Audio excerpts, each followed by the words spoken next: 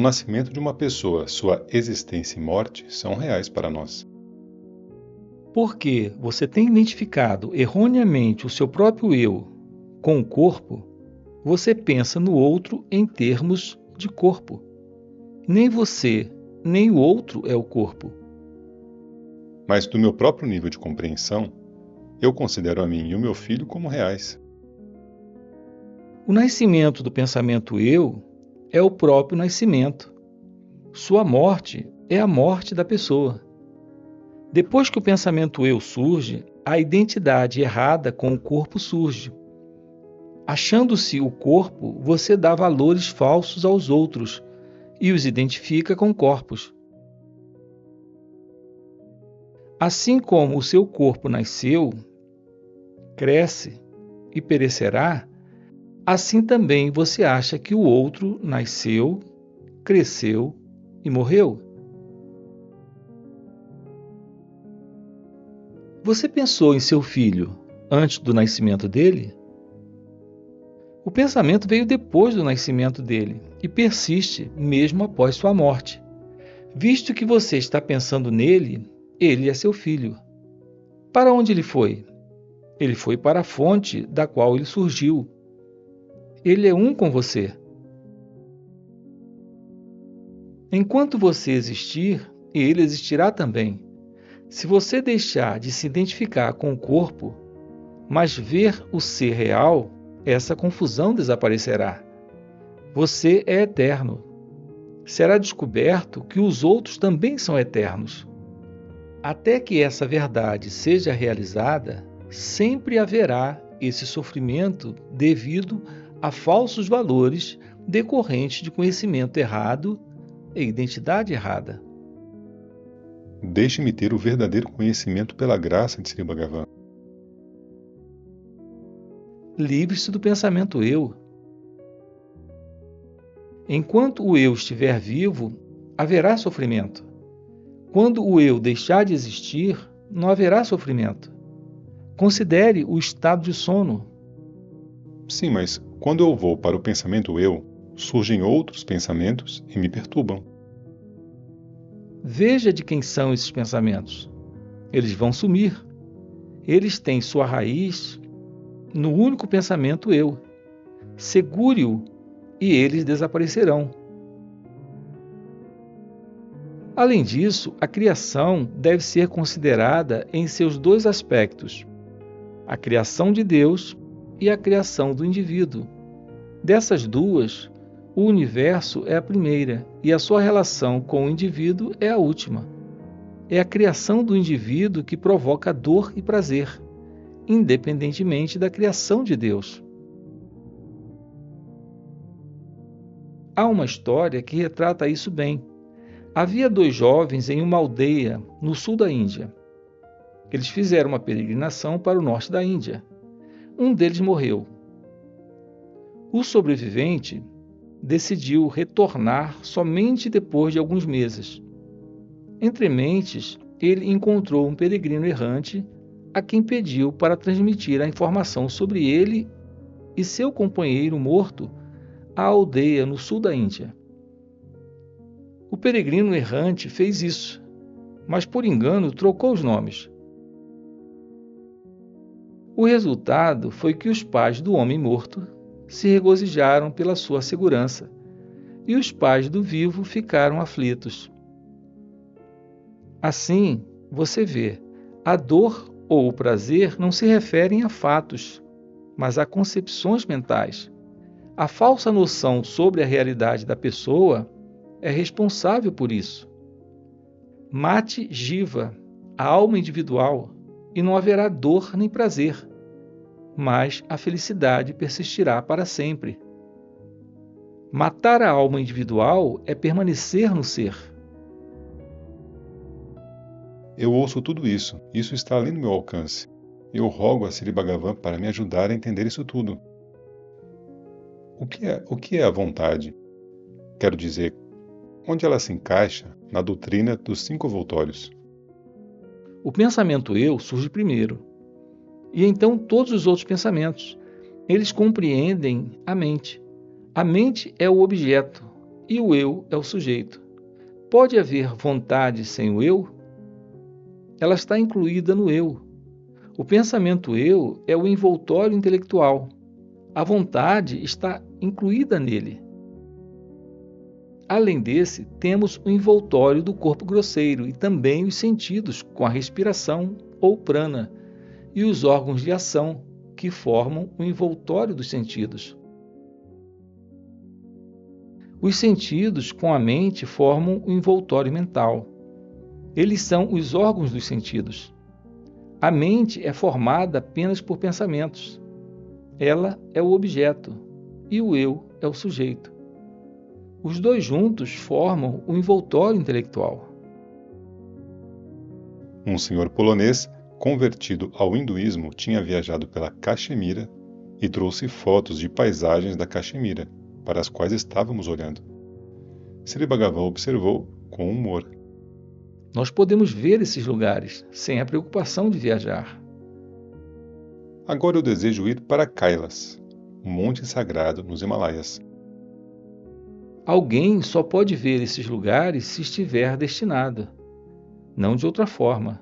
Depois de ver tudo, ainda haverá mais, se não nesse hemisfério, no outro. O conhecimento implica a ignorância do que se encontra além do que é conhecido. O conhecimento é sempre limitado. Conta a história que Apar era um senhor bem idoso e ainda assim começou a viajar para Kailas. Outro homem velho apareceu no caminho e tentou dissuadi-lo da tentativa, dizendo que era muito difícil chegar lá. No entanto, Apar era obstinado e disse que arriscaria sua vida na tentativa. O estranho pediu-lhe para mergulhar em um tanque próximo. Apar fez isso e encontrou Kailas imediatamente. Onde tudo isso aconteceu? Na cidade de Tiruvaiar, a 15 quilômetros de Tajori. Onde é Kailas, então? Ele está dentro da mente ou fora dela? Se Tiruvaiar realmente fosse Kailas, isso deveria aparecer para outros também. Mas só Apar achou isso. Da mesma forma, dizem isso sobre outros lugares de peregrinação no sul, que eles são as moradas de Shiva, e os devotos os consideram assim. Isso era verdade do ponto de vista deles. Tudo está dentro, não há nada fora. Quanto tempo leva um homem para renascer após a morte? É imediatamente após a morte ou algum tempo depois? Você não sabe o que você era antes do nascimento, mas você quer saber o que você será depois da morte. Você sabe o que você é agora? O nascimento e o renascimento pertencem ao corpo. Você está identificando o ser com o corpo. Essa é uma identificação errada. Você acredita que o corpo nasceu e vai morrer, e confunde os fenômenos relativos ao corpo com o ser. Conheça o seu ser real, e essas dúvidas não surgirão. O nascimento e o renascimento são mencionados apenas para fazer você investigar a questão e descobrir que não há nascimento nem renascimentos. Eles estão relacionados ao corpo e não ao ser. Conheça o ser e você não será perturbado por dúvidas. Você pode me ajudar a me livrar de Maya? O que é Maya? Apego ao mundo. O mundo existia em seu sono profundo? Havia apego a ele? Não, não havia. Você estava lá ou não? Talvez. Então você nega ter existido no sono? Não, eu não. Você agora é, portanto, o mesmo que existia no sono. Sim.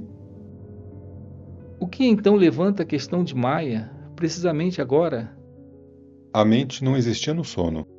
O mundo e o apego a ele são da mente. É isso. O mundo e o apego a ele são da mente, não do ser. Eu era ignorante no sono. Quem diz que ele era ignorante? Ele não é ignorante agora? Ele é um sábio? A ignorância é agora mencionada pelo ser contaminado aqui. Então o ser era puro no sono. Ele não levantava nenhuma dúvida, não se sentia imperfeito ou impuro. Esse ser é comum a todos, mesmo em um cadáver. Mas nem o homem no sono, nem o cadáver levantam dúvidas. Considere quem levanta dúvidas. É você. Você não existia no sono? Por que não havia imperfeição? O ser puro é simples ser. Ele não se associa a objetos e se torna consciente, como no estado de vigília. O que você agora chama de consciência no estado atual é consciência associada que precisa de cérebro, mente, corpo, etc. Mas no sono, a consciência persistiu sem esses. Mas eu não estou ciente da consciência no sono. Quem não está ciente dela? Você admite, eu sou. Você admite, eu existia no sono. O estado de ser é você mesmo. Você quer dizer que o sono é a autorrealização? Ele é o ser. Por que você fala de realização? Existe um momento em que o ser não é realizado? Se houver tal momento, o outro momento pode ser considerado um de realização. Não há momento em que o ser não exista, ou que não seja realizado. Por que escolher o sono para isso? Agora mesmo, você é autorrealizada. Mas eu não entendo. Porque você está identificando o ser com o corpo. Desista da identidade errada e o ser é revelado. Mas isso não responde à minha pergunta para me ajudar a me livrar de Maya, isto é, do apego. Esse apego não é encontrado no sono. Ele é percebido e sentido agora. Ele não é a sua natureza real. Sobre quem é esse acréscimo? Se a natureza real é conhecida, esses não existem. Se você realizar o ser, as posses não serão percebidas. Isso é se livrar de Maya. Maya não é objetiva, para que possa ser eliminada de outra forma. Certo homem que afirma ter sido um discípulo de outros templos de Sri Ramana apresentou uma ação judicial no tribunal pedindo uma declaração de que ele é o superintendente geral legítimo do ashram. Sri Ramana foi examinado na comissão. Havia uma multidão, mas o processo continuou tranquilamente na sala. Seguem-se pequenos trechos da acariação. As respostas de Sri Bhagavan foram bastante espontâneas e polidas. A qual ashram pertence Sri Bhagavan? Ao ashra, além dos 4 estágios. O que é isso? É estar além dos 4 estados comumente conhecidos. Isso vem das escrituras? Sim, isso é mencionado nos sastras. Existem outros do mesmo tipo além de você? Pode haver. Houve algum? Suka, Rishaba, Jadabarata e outros. Você saiu de casa em uma idade precoce porque não tinha nenhum apego à casa e propriedade. Mas aqui existe a propriedade do ashram. Como é isso? Eu não procuro isso. A propriedade é empurrada para mim. Eu não a amo, nem odeio. Elas são dadas a você? Elas são dadas ao Swami, quem quer que ele seja. Mas o corpo é considerado o Swami no mundo. Aquele corpo é esse. Ele se reduz a mim mesmo. Nesse caso, o apego à propriedade agora é renovado. É assim? Eu não a odeio. Isso é tudo o que eu disse. Na vida prática equivale ao que eu digo. Assim como vivemos e nos movemos em questões práticas. Você dá Upadesa, instrução espiritual? Você já fez isso? Os visitantes fazem perguntas. Eu as respondo tanto quanto eu sei. É para tratarem as minhas palavras como quiserem. Isso é o padeça? Como vou dizer como os outros consideram minhas palavras? Você tem discípulos? Eu não dou padeza do modo cerimonial. Por exemplo, não mantenho um pote para guardar água, fazendo puja para ele e sussurrando para a pessoa. A pessoa pode se chamar de meu discípulo ou devoto.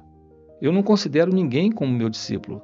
Eu nunca busquei o padeza de ninguém, nem dou o padeza cerimonial. Se as pessoas se chamam de meus discípulos, eu não aprovo nem desaprovo. No meu ponto de vista, todos são iguais. Eles se consideram aptos a serem chamados de discípulos. O que eu posso dizer a eles? Eu não me chamo de discípulo ou de guru. Como você aprovou a construção de um templo na montanha sem a autorização prévia das autoridades? Guiado pelo mesmo poder que me fez vir aqui e residir na montanha. Quando você jogou fora o seu dinheiro e suas roupas 1 hora depois da sua chegada a esse lugar, você fez isso porque você não desejava posses. Você nunca tocou em dinheiro e não teve posses por vários anos depois da sua chegada aqui. Como é que agora as doações são aceitas pelo Ashram? Essa prática cresceu em uma fase posterior, porque alguns associados começaram a usar o meu nome para coletar fundos. Eu não aprovei a ação deles, nem os impedi. Então isso está acontecendo. Um homem sai, outro entra, mas o processo continua. Eu não desejo que contribuições sejam aceitas, mas as pessoas não prestam atenção nesse conselho. Eu não desejo dar um conselho ineficaz. Eu, portanto, não as impeço. Já que o dinheiro entra, a propriedade cresce espontaneamente. Por que você não assina seu nome? O autor do livro Autorrealização deu sua resposta a essa pergunta. Além disso, por qual nome eu devo ser conhecido? Eu mesmo não sei. As pessoas têm me dado vários nomes, de tempos em tempos, desde a minha chegada aqui. Se eu assinasse por um nome, nem todos o entenderiam. Então eu costumo dizer às pessoas que buscam autógrafos que, mesmo que elas mostrem a minha assinatura, as pessoas em geral não acreditarão que ela seja verdadeira. Você não toca dinheiro nem outras oferendas, eu creio. As pessoas, às vezes, colocam frutas em minhas mãos. Eu as toco. Se você recebe um tipo de oferenda, por que você não receberia dinheiro também? Eu não posso comer dinheiro. O que eu farei com ele? Por que eu deveria aceitar aquilo com o qual eu não sei o que fazer? Por que os visitantes param no ashram? Eles devem saber o porquê. Você não tem objeção a quem venha e fique aqui, eu suponho. Não, Você também não tem objeção a nenhum período de permanência. não. Se eu não achar isso agradável, eu irei embora. Isso é tudo. No dia seguinte, um advogado devoto perguntou a Sri Bhagavan se o depoimento feito para a comissão causou muita atenção. Eu não usei a minha mente. E então não houve tensão. Que eles me examinem por 1000 dias. Eu não me importo.